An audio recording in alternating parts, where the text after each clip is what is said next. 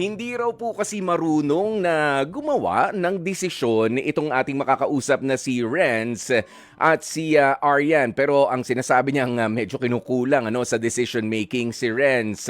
Kasi nga, may mga reklamo na itong si Aryan. Ang sabi niya, sa buong itinagal ng kanilang relasyon, halos siya raw ang dumidiskarte para sa kanilang pamilya. Wala naman daw masabi sa kabaitan itong si Aryan kay Renz. Mabait si Renz. Pero hindi naman daw sasapat, hindi naman daw pwede na bait lang ang meron. Maski yung mister niya raw kasi mismo, parang wala namang sariling disposisyon sa buhay. Ang isa sa mga problema tuloy ni Aryan kay Renz, yung ora-orada na bumibili, gumagasta sa kung ano-anong mga mamahaling gamit sa bahay na wala man lang pasintabi o walang pakikipag-usap dito kay Aryan. Aba Aryan, marunong naman pala magdesisyon. Ora-orada nga lang. Hindi mo lang alam. Kaya sige nga, live via StreamYard, kausapin natin itong si Aryan at si Renz ng San Mateo Rizal. Magandang tanghali sa inyo, Aryan and Renz.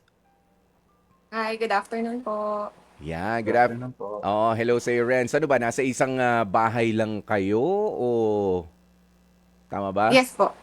Okay. Correction lang dun sa Ano ba? hindi lang naman mabait, masipag din po siya. Mabait, Ah, masipag. Ayan, pero alam mo, yes. nakikita ko na sa mukha ni Renz, yung hindi na siya nakasmile. Pero kasi dumarating naman din talaga sa buhay mag-asawa, yung meron kang masasabi, 'di ba, doon sa partner mo. Gaano na ba kayo katagal na mag-asawa, Renz and Aryan? 5 years po. Okay. At bago yung 5 years ng pagsasama ninyo, matagal din kayo naging mag-boyfriend, mag-girlfriend? 2 years lang po kami naging mag-boyfriend and girlfriend. Yan. At syempre, Renz, noon ba, si Renz naman ang pasagutin natin, noon ba mag-boyfriend, mag-girlfriend kayo? Ikaw ba yung tipo na gumagawa ng desisyon saan i-date si Aryan? Saan tayo pupunta? Papaanong diskarte? Sinusurprise mo ba siya? Or si Aryan na nasusunod? Yung tinatanong mo na, saan mo ba gustong pumunta? Ano bang gusto mong gawin? Ah, Yung mga ganyan. ako nag-decision. Sorry? Bakas, Ako po yung decision. Si Renz naman pala yung nagdidesisyon. So, wala yung ganitong problema na sinasabi mo. Oo. Renz, medyo lapit ka na lang ng konti sa audio. Medyo hindi ka marinig ng mahim. malinaw doon sa mikropono. Naka-earphones ka ba? Yes po. Ayun. Yan. Sige, mas malinaw naman na sa ngayon. Okay. Nasusunod naman pala. Ano nangyari? Bakit sabi mo, Aryan, medyo sa decision making, feeling ko hindi naman pabaya itong si Renz. It's just that medyo baka kinukulang ng communication. Uh, may ganon din po minsan, parang kulang sa communication.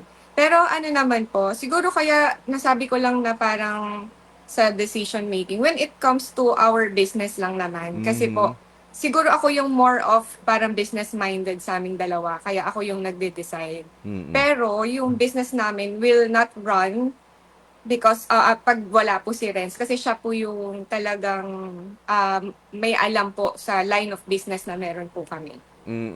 Kumbaga, ikaw ang utak, ang muscle ay si Renz. Tama ba 'yon? Tama. Yung ganong Apo, tama po. hatian. Okay. Tama. Kung ikaw naman pala ang utak, syempre, ang desisyon saan ba nanggagaling? 'Di ba? Di sa utak. Sa nag-iisip. Opo. Oo. Yung Kaya lang ganyan. minsan Pero kasi ano, go may ahead. time po kasi minsan na kapag kunwari medyo matumal kami, syempre Mm. kailangan meron kaming mga iba pang side hustle. Parang ako lang yung nababother siya kasi parang chill lang kasi siya. Pero ikaw naman ba, hindi ka rin nagkukulang na magtanong, i-consult din si Renz, ano ba masasabi mo? Ano bang suggestion mo? Papaano kaya natin didiskartehan ito? Or wala, ino-observe mo lang siya, tapos he's being judged dahil sa katahimikan niya. Katulad sa pag-uusap natin ngayon, mukhang tahimik lang si Renz. Opo, yun na nga po yung problema. Medyo kulang kami sa communication kasi parang ayun nga po kasi parang oo lang po siya ng oo sa akin. So, parang ako lang yung laging nagsasuggest, tapos siya parang wala po siya masyadong suggestions, parang Mm. oo lang siya ng Okay. oo, gano'n po. Sige, alam mo, ako nararamdaman ko, no, bilang isang asawang lalaki, yung masabihan na parang wala kang suggestion, yung contribution, di ba, medyo kinukulang, medyo masakit yan. Of course, Renz, di ba? Oo, mag-agree naman sa akin si Renz. But then again, bibigyan din natin, since nandito na tayo, pinag-uusapan na natin ito, Renz, ano ba ang problema? Si Aryan ba ay ini-encourage ka nga ba na magsalita sa kanya, o kapag ka nagsalita ka, hindi mo naman ako pakikinggan. Sasabihin mo mali, 'di ba?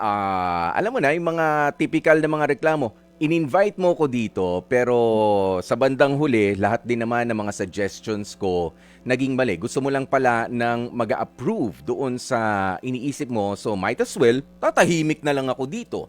Nangyari na ba yan doon sa, kaya mas pinili mo na lang na medyo, sige na, ikaw na mag-isip, ikaw na dumiskarte, ako na lang ang kikilos. Renz, moment of truth.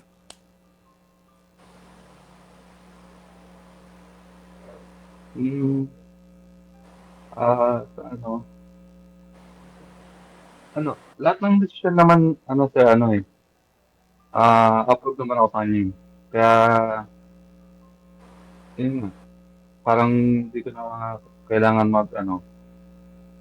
magbigay ng komento. Mm. Parang support ba? Support na Yeah. lang. Mm.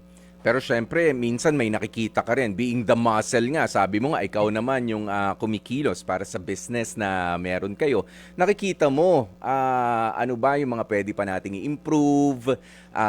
Since ikaw yata ang lumalakad, nagpapatakbo nung hanap buhay ninyong mag-asawa. 'Di ba? Syempre, iba rin yung naiisip lang nitong si Aryan doon sa nakikita mo talaga sa ground. Nagsasabi naman po ako sa kanya, kung ano yung kailangan baguhin, kailangan gawin. Mm. Tapos, ayun, hintayin ko na lang, komento niya. Mm. But most of the time, honestly, Renz, napakikinggan ka ba sa tingin mo? Or hindi rin? Most of the time, Mhm. parang hindi. Parang hindi. And how does that feel? Um, parang pag, kung anong gusto niya, yun na lang. Parang nadi-disappoint ako pag ganun. Parang nadadown ako. Mm. Nada-down, Or rejected, nadi-disappoint. kumbaga. Mm. Oh, na ano? Sorry, yung huli? Parang nare-reject, mga ganun. Oo, nare-reject, ano? Ayan, kaya mas pinipilit mo na lang na tumahimik. Manahimik. Oo. Is this the first time na naririnig ni Aryan itong sentiments mo ring ito? Kapag ka nare-reject yung mga opinion mo? Ilang beses na namin napag-usapan, siguro mga dalawang beses. Mm. Sabi din ako ng ganyan, pero ngayon, nagsabi ulit ako. So, ito, magiging pangatlo. Oo. At ano nangyayari kapag ka nagsasabi ka, nagsasalita ka, Renz? Inaaway ka ba ni Aryan? Of course, hindi naman natin inilalagay sa bad light si Aryan, ha? Oo, kumbaga binabalance lang natin since si Aryan kasi is more expressive sa kanyang pakiramdam at ikaw naman, Renz, ay tinutulungan lang natin na may express din at may settle kahit papaano or once and for all, 'di ba? Na kaya nandito ang programang ito, ang Heart to Heart, para pumagitna nga dito sa hindi pagkakaunawaan. Go ahead, Renz. Ano nangyayari kapag ka nagsasabi ka, ini-air mo yung sentiments mo? Ano nangyari? Well, kahit hindi naman kami nag-aaway masyado. Mm. Hindi ka pinakinggan, hindi ka inintindi, wala lang. Parang dead man. Deadma lang. So wala naman tampuhan, hindi naman nagtatampo si Aryan, nasusumbatan ka pa, wala naman ganon. Oo, wala naman. Po. Bait-bait naman pala ni Aryan. Ayan. Pero, ganito naman, Aryan, alam nyo, no, ito dapat matutunan ng mga mag-aasawa. Ayan. Hindi lamang para sa hanap buhay, kundi kahit sa, sa ano, no, kahit sa loob ng ating tahanan. Dalawa ang tenga natin. Oo, iisa ang bibig. Ibig sabihin, times two na dapat tayo ay may effort sa pakikinig. Ha? More than doon sa ating pagsasalita. Okay, I'm not saying na baka masyado ka ring maraming sinasabi, Aryan, pero kapag ka nga si Renz na ayaw namang mag-react masyado o mag-respond doon sa mga sinasabi mo, it seems like ikaw lang yung nagsasalita. But then again, meron pa rin ngang isang bibig, Renz, na pwede mo rin namang gamitin para sabihin kay Aryan kung paano nga ba mag-improve ang inyong buhay o i-express mo rin yung sarili mo. Aryan, yan ba yung gusto mo na may express ni Renz yung sarili niya? Hindi lang naman dyan sa business, kundi kahit sa ibang aspeto pa sa loob ng tahanan ninyo. Opo, actually mas okay nga sa akin na ano, parang open communication kami. Kasi most of the time parang ayun nga yung personality niya po parang dinidibdib niya lang ay parang sinasarili lang po niya Mm, yung thoughts niya parang hindi ko alam. Yun mm, po yung minsan na sinesentimiento ko sa kanya. Na oo. minsan ano yung kunwari yung simpleng pagkukuwentuhan man lang parang medyo kulang kami sa gano'n. Yan. Parang lagi na lang tungkol sa business lang. Okay. Sabi mo, Renz, kanina, nung nanliligaw ka pa lang, mag-boyfriend, mag-girlfriend kayo ni Aryan, ikaw naman ang nasusunod.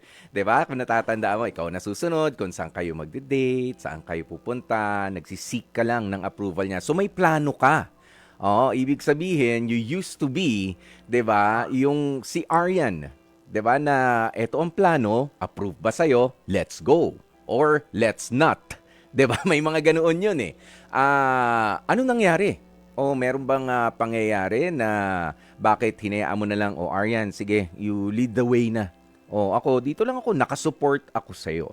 Pero sa mga pagkakataon daw kasi na hinihingan ka ng tulong din itong si Aryan, nananatili kang tahimik, Renz. Ano nangyari? Is dahil ba yon Mm. doon sa fear of rejection na nabanggit mo nga kanina? Baka po doon din po yun. Parang, kumbaga, yung dati nagde-date po kami. Ako yung nagdedesisyon about that. Pero nung lately, pag nagdedesisyon din po ako kasi parang hindi ko po alam kung a-approve ba sa kanya or hindi. Paano mo nasasabi na hindi mo alam na approve ba sa kanya o na-appreciate niya or hindi? Ah, si Mrs. kasi vocal yan eh. Hmm. Hindi mo alam kung nagjo-joke or ano. May nasasabi siya na na parang parang rejection sa akin or parang tinatanggihan mga ganun. Mhm. Ah, parang pag niyaya ko siya ng ganito, parang ganyan, parang ah, parang ayaw niya ganun. Hmm. So, meron kang fear of getting rejected. Oo, tapos medyo syempre nabubuo na. O ayan ha, Aryan. O kailangan pala ay you take Renz seriously. Ayan, sa pag-reject, masyado bang Renz? Masyado bang straightforward si Aryan kapag ka nire-reject ka? Ha? Yes po. Masyadong straightforward. 'Di ba? Walang paligoy-ligoy. Pero ayaw mo ba noon yung o minsan gusto mo yung konting lambing naman, reject mo na lang rin naman ako eh. Sugarcoat mo naman konti. Ganun ba yung mas gusto mo, Ah, Renz? mm, sana Ayun. maglambing. Oh, ayan. Alam mo, Aryan, para nagbubukas na ng unti-unti talaga itong si Renz. Nakita mo na ba itong side na ito ni Renz sa pakikipag-usap sa'yo dati?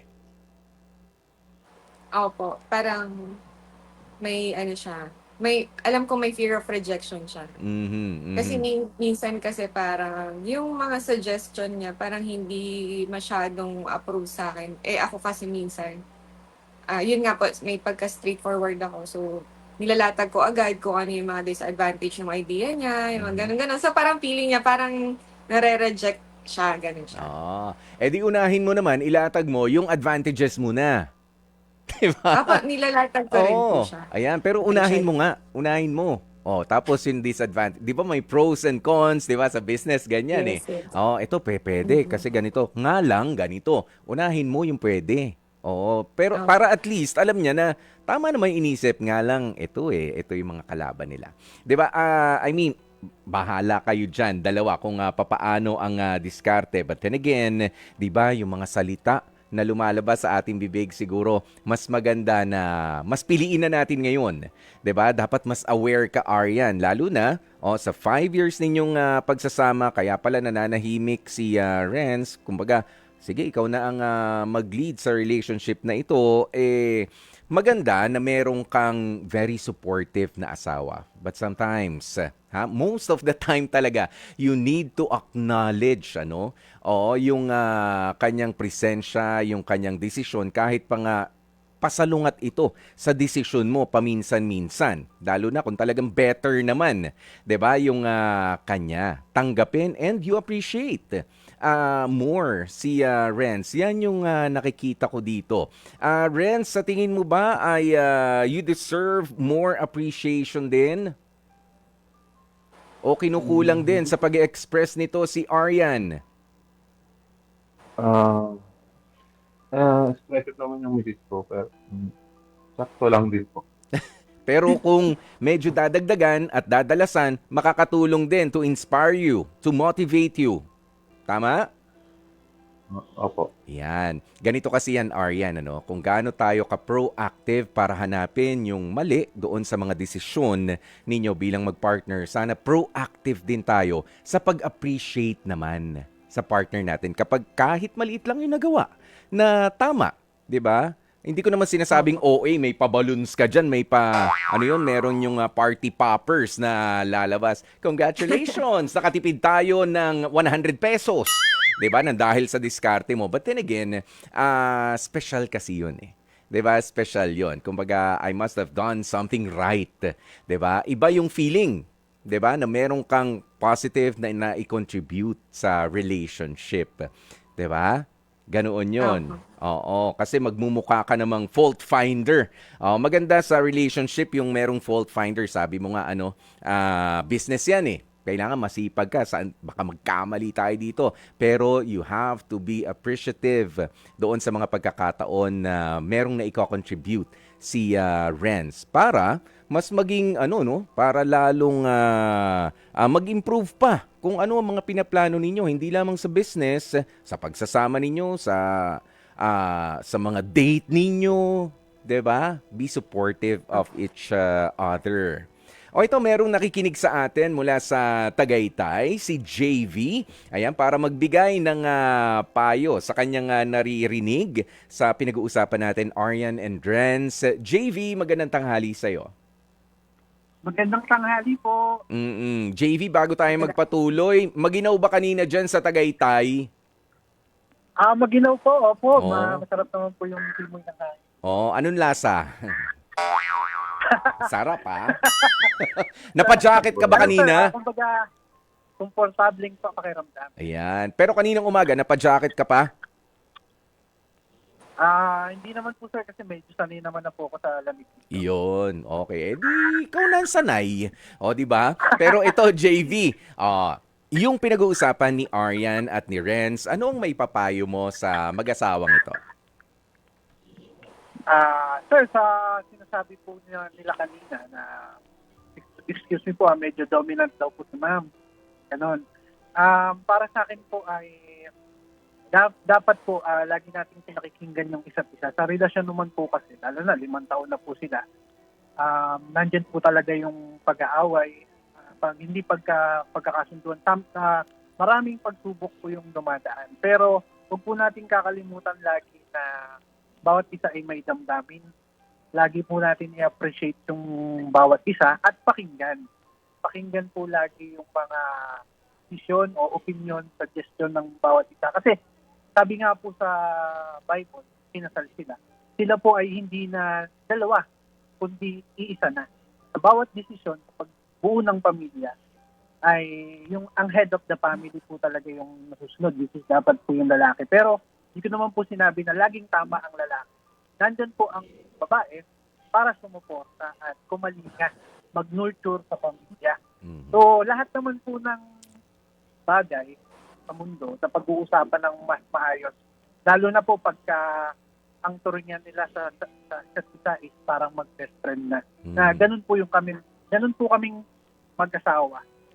Lagi po munang makikinig kasi kung may mataas parehas ay wala pong mapupuntahan. Lagi lang pong magsasagian. At ang ganda naman po yung ginagawa ni Sir, mapagkumbaba siya, lagi siyang nakikinig. Pero wag naman po lagi na hindi niya nasasabihin yung suggestion niya kasi Yeah.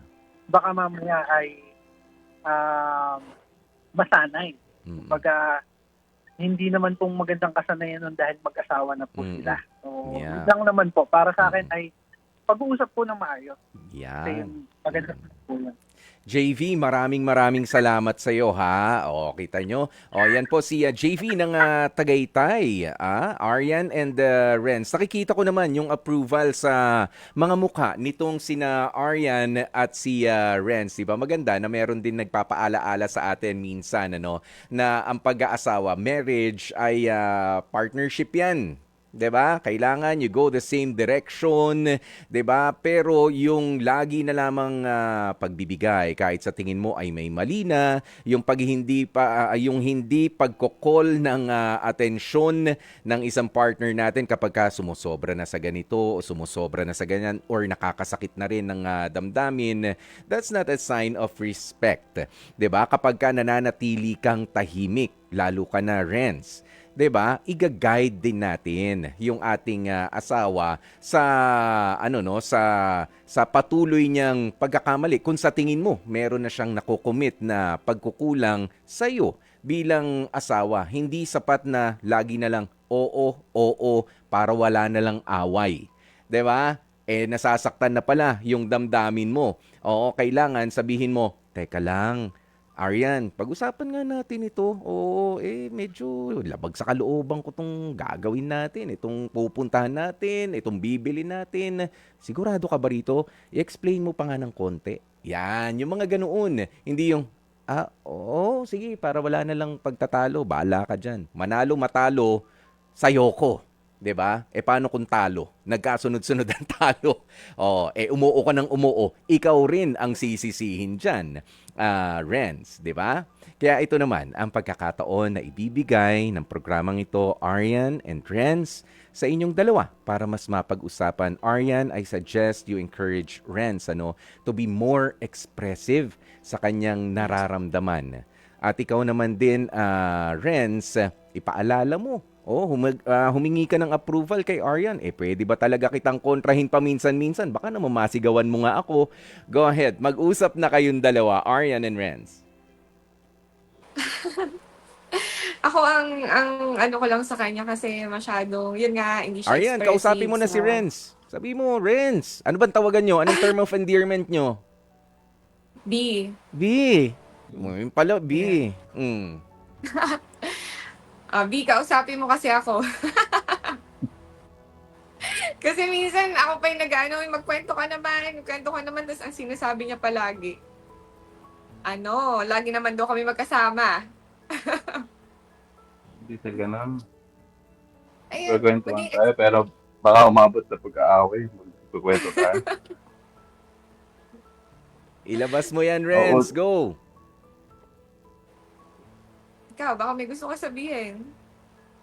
Wala naman ako masyadong sasabihin. Ano yung sinasabi mo, Renz, na baka mapunta sa pag-aaway? Sige nga. Napakamot ng ulo tuloy. Naungkat lang yung mga dating pag-aaway. Ganun pa. Okay. At kanina sabi nga ni sabi ni Renz kay Aryan, ay si Arian ba o si Renz ang nagsabi na parang puro business na lang yung pinag-uusapan. 'Di ba? Puro hanap buhay na lang. Eh, kumusta ba? Kayo ba nakakapag-date pa nang hindi pinag-uusapan yung business? Opo. Yes, sir. Nakakapag-date naman. Meron na ba kayong mga anak? Ah, pag na-settle na yung, yung catering, Mm. lumalabas kami dalawa.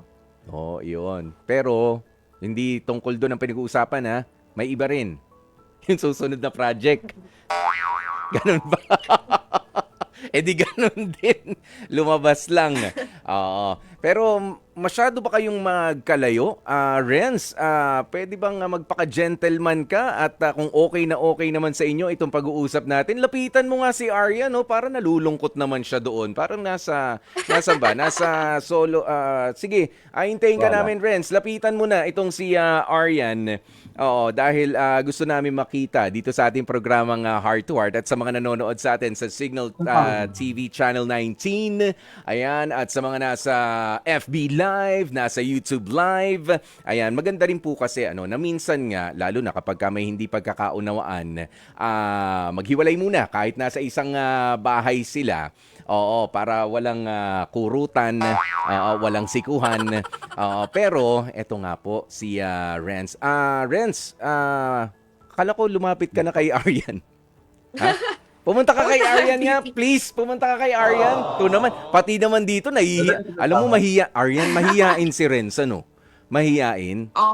Opo. Oo. Parang ewan ko po dyan bakit nila siya. Oo, alam mo i-encourage mo siya Hindi, na, iwan mo na dapat. iwan mo na Baka na yan. lang dito. Diyan na. Maganda naman yung space dito sa tabi ni Aryan. Kita mo? Tignan mo naman ng malagkit. Ang gwapong-gwapong si Renz. Diba? You look good together, you two. Ang galing, di ba? Sige, kung talagang wala namang friction o at least nabawasan na yung friction sa pagitan ng mag-asawa ay pakita nyo nga sa amin ang yakapan naman dyan at kung may kiss man lang sa noo, sige. Renz. Problema rin. Oo. Alam mo, ang sweet naman pala nitong si Renz. 'Di ba? Ikaw talaga kapag ka-kiss na pare yung pinag-usapan, ang bilis mo no? Oo. Pero kapag ka makikipag-usap kay Mrs., mabilis makinig. Ayan. But then again, yung paalaala natin, you should be able to listen more sa isa't isa. Lalo ka na, Aryan. Ayan. Hintayin mo muna magsalita. Si Renz, alam mo naman, medyo, di ba, encourage mo. Sige na, magsalita ka muna. Bigyan mo, mga ilang minuto ba ang bibigay mo? Bago magsalita. Ako po, Oo. pag nakikinig po sa kanya, Oo. Hayaan mo lang magsalita si Renz. sige po, papatapusin ko po na siya sa pagsasalita bago ako Yan. Okay. Ito, Renz, since pumuesto ka na rin ng maayos dyan, ayan, sana nga kasi magtagal pa, at sa tingin ko naman magtatagal pa ang inyong relationship dahil may pangakuan naman na kayo ng forever. Pero, syempre, araw-araw may makikilala tayong bago sa ating pinili na mapangasawa. 'Di ba? Pero meron din tayong pagkakataon para baguhin yung mga pagkukulang at yung mga sobra rin sa atin para protektahan ang ating relasyon. Renz, ano ang gusto mong mensahe para kay Aryan? Sabihin mo na sa kanya. Nandyan na sa tabi mo. Can you make a promise na mas magiging expressive ka na at magiging honest ka na sa nararamdaman mo sa kanya? Ganun dapat. Go ahead, Renz. Hindi pa rin makapasalita. Hindi, yun. Huwag ka na magsawa. Ganun lang. Pag magsawa, Intindi. Diba? Aryan?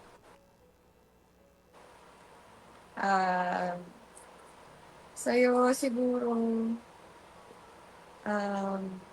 Siguro ang i-request ko na lang is an open communication namin dalawa. Kasi parang yung pagiging tahimik niya, parang pati sa relasyon namin minsan nadadala niya.